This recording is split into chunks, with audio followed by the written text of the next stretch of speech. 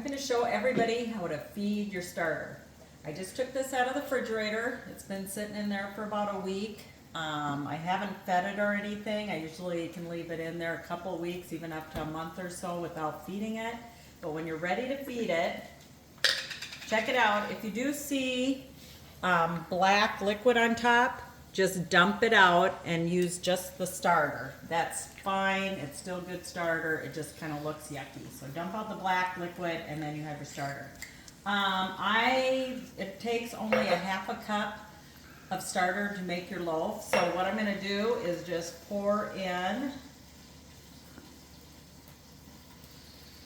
about that much. I'm not even going to measure at this point.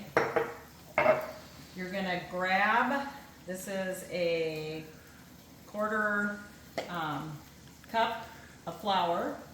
Usually it's about 50-50 flour and starter, but I usually just start like that. Dump it in. Add warm water until it's like a paste.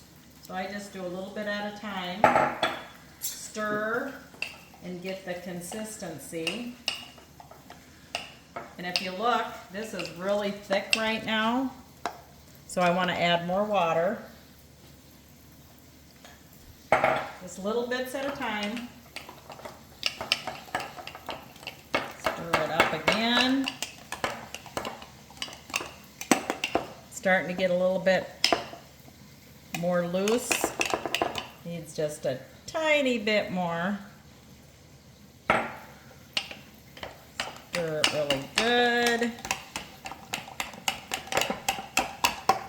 And you're kind of looking like for a pancake batter type consistency. And this is about how I like it. It could be stirred a little bit better, but has some lumps in it, but it's nice and smooth.